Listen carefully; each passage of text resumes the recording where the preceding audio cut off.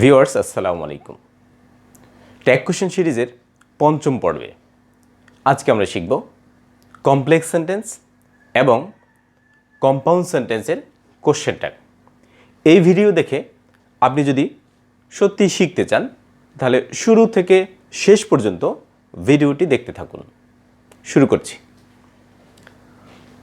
Viewers, complex এবং compound সেন্টেন্সের question tag শেখার আগে আমরা একটু ধারণা নিয়ে নেই কমপ্লেক্স সেন্টেন্স কোনগুলো এবং কম্পাউন্ড সেন্টেন্স কোনগুলো। কমপ্লেক্স সেন্টেন্স হচ্ছে এমন সেন্টেন্স যেখানে দুটি পার্ট থাকবে, দুটি ক্লোজ থাকবে। এই ক্লোজের একটি ক্লোজ হবে প্রিন্সিপাল ক্লোজ এবং একটি ক্লোজ হবে সাবঅর্ডিনেট ক্লোজ। যেমন ধরুন, if you want I can make more videos. এই সেন্টেন্সটা লক্ষ্য করুন, I can make more videos if you want, দুটি clause. I can make more videos এই অংশটাকে আমরা যদি আলাদা করে অন্য কোথাও লিখি তাহলে কিন্তু একটি পূর্ণ sentence. I can make more videos একটি ফুল সেন্টেন্স। কিন্তু ইফ ইউ ওয়ান্ট, এই ইফ ইউ ওয়ান্ট যদি আমরা কোনো এক জায়গাতে লিখি, অন্য জায়গাতে লিখি, তাহলে কিন্তু সেটি পূর্ণ সেন্টেন্স হচ্ছে না, একটি ইনকমপ্লিট ভাব থেকে যাচ্ছে। ইফ ইউ ওয়ান্ট, যদি আপনারা চান, এই কথাটুকু বললে কিন্তু সেন্টেন্সটি পরিপূর্ণ হয় না। তাহলে এই একটা পরিপূর্ণ অংশ এবং একটা অপরিপূর্ণ অংশ, এই দুটি অংশ নিয়ে হবে কমপ্লেক্স সেন্টেন্স। আর কম্পাউন্ড সেন্টেন্স হবে দুটি পরিপূর্ণ অংশ।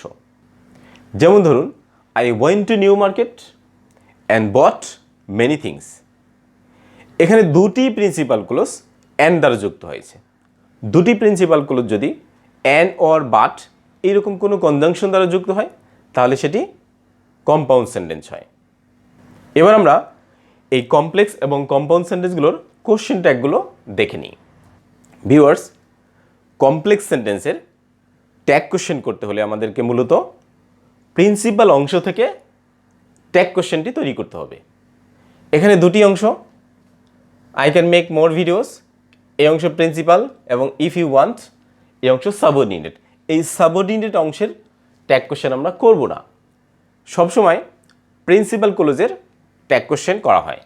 তবে যদি সাবঅর্ডিনেট অংশে অর্থ প্রাধান্য পায়, সাবঅর্ডিনেট অংশটা ফোকাস করা হয়, তাহলে কিন্তু সাবঅর্ডিনেট অংশেরও ট্যাগ কোশ্চেন হতে পারে।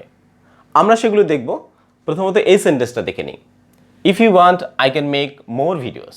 I can make more videos এই অংশটা প্রিন্সিপাল, তাই আমরা এখান থেকে ট্যাগ করব। এখানে অক্সিলারি ভার্ব ক্যান আছে। অক্সিলারি ভার্ব থাকলে এবং তার সাথে কোনো নট নো না থাকলে আমরা ট্যাগ কোশ্চেন করার সময় কি করি, আমরা এই অক্সিলারির সাথে একটি নট ইউজ করি।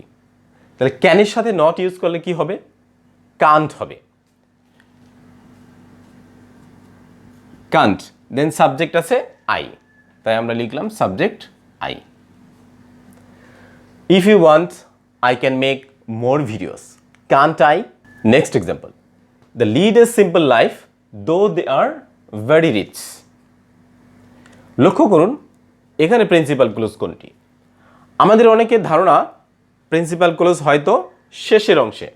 না, প্রিন্সিপাল ক্লোজ শেষেও থাকতে পারে এবং শুরুতেও থাকতে পারে। যেমন ধরুন, প্রথম সেন্টেন্সটাতে শেষে ছিল এবং এই সেন্টেন্সটাতে কিন্তু প্রিন্সিপাল ক্লোজটি অ্যাট দ্য ভেরি বিগিনিং, শুরুতে আছে। যেমন the lead a simple life, এটি একটি পরিপূর্ণ অংশ, মানে প্রিন্সিপাল ক্লোজ। এই অংশটাকে আমরা অন্য জায়গায় লিখলেও একটি পরিপূর্ণ সেন্টেন্স হয়। এরপর দেখি, দো দে আর ভেরি রিচ, যদিও তারা খুবই ধনী। তাহলে যদিও তারা খুবই ধনী এই অংশের অর্থ থেকে আমরা কি দেখি, এখানে একটা অপরিপূর্ণতা আছে, তাই এই অংশটা সাবঅর্ডিনেট।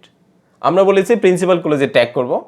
এখানে they lead a simple life এই অংশটা যদি আমরা এখান থেকে যদি ট্যাগ করি তাহলে আমরা কি দেখি, এই অংশের ভার্ব হচ্ছে লিড।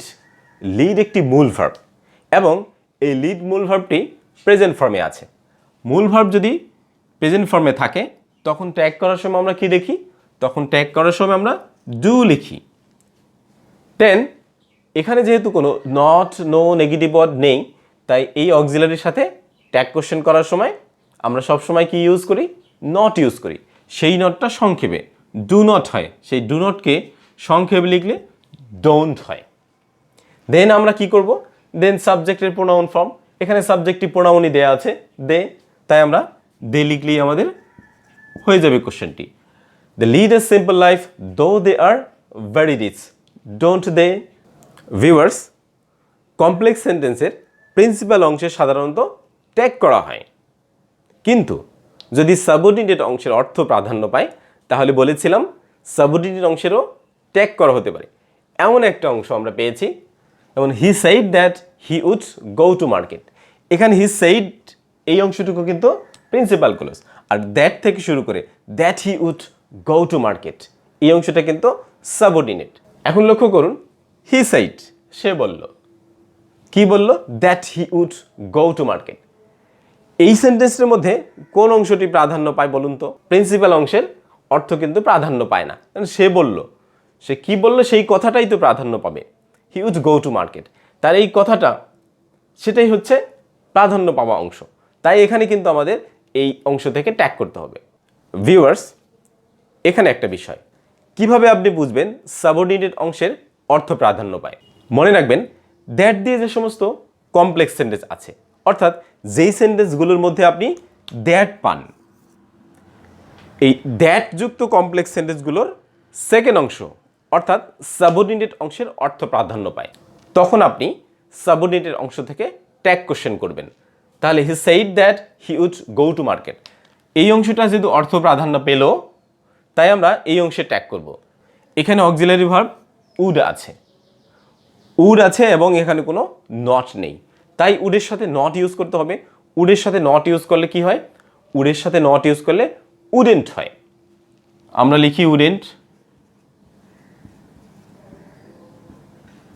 দেন সাবজেক্ট আছে he. He said that he would go to market, wouldn't he? I think, I know, I believe, I suppose. সাবজেক্টের পরে যদি এই ভার্বগুলোর কোনো একটি ভার্ব থাকে তাহলে এখানে এই দ্যাটটা উজ্জ থাকে। এবং দেখুন তারপরে আরও একটি ক্লোজ আছে, হি ইজ নট রাইট। তাহলে এই দ্যাটটি না থাকলেও আমাদের দ্যাটটি এখানে আছে এটি ধরে নিতে হবে। আর যদি দ্যাট থাকে তাহলে কোন অংশের অর্থ প্রাধান্য পায় বলেছিলাম? কমপ্লেক্স সেন্টেন্সে দ্যাট থাকলে সাবঅর্ডিনেট অংশের অর্থ প্রাধান্য পায়, অর্থাৎ হি ইজ নট রাইট এই অংশের অর্থ এখানে প্রাধান্য পেল, তাই আমাদের এই অংশের ট্যাগ করতে হবে। যদি মনে রাখতে না পারেন তাহলে আপনি এভাবেও ভাবতে পারেন যে সাবজেক্টের পরে এই থিঙ্ক, নো, বিলিভ, সাপোজ এই ভার্বগুলো যদি থাকে তাহলে এই অংশ থেকে ট্যাগ না করে আমরা পরবর্তী অংশের ট্যাগ করব।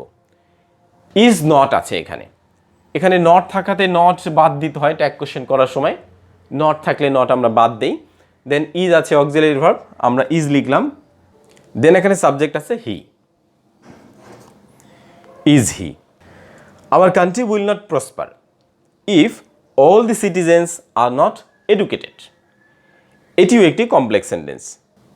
এখানে প্রিন্সিপাল ক্লোজ কোনটি?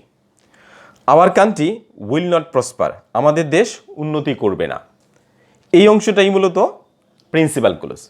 আমরা বলেছিলাম যে প্রিন্সিপাল ক্লোজের কোশ্চেন ট্যাগ করতে হয় কমপ্লেক্স সেন্টেন্সের ক্ষেত্রে। তাহলে এই অংশের মধ্যে উইল নট আছে, উইল নট থাকলে এই নটটা বাদ যাবে আর এই অক্সিলারিটা এখানে বসবে, will. Then our country, our কান্ট্রির জন্য কি প্রোনাউন হয়? আওয়ার কান্ট্রির জন্য ইট হয়। Our country will not prosper if all the citizens are not educated, will it? Example 6, the people who are insincere can hardly succeed. এখানে এই যে মার্ক করা, সার্কেল করা এই অংশটি হচ্ছে সাবঅর্ডিনেট ক্লোজ। কিভাবে সাবঅর্ডিনেট? হু আর ইনসিনসিয়ার, যারা ইনসিনসিয়ার, এই যারা তারা দিয়ে তো সাবঅর্ডিনেট অংশই হয়। Are the people can hardly succeed এই অংশটি দেখুন একটি পরিপূর্ণ অংশ। আর আমরা পরিপূর্ণ অংশ অর্থাৎ প্রিন্সিপাল কলেজের ট্যাগ কোশ্চেন করি। এখানে অক্সিলারি ক্যান আছে এবং হার্ডলি একটি নেগেটিভ ওয়ার্ড আছে। যেহেতু নেগেটিভ ওয়ার্ড আছে তাই আমাদের এই ক্যানের সাথে আর নট দিতে হবে না, এখানে জাস্ট শুধু ক্যান হবে।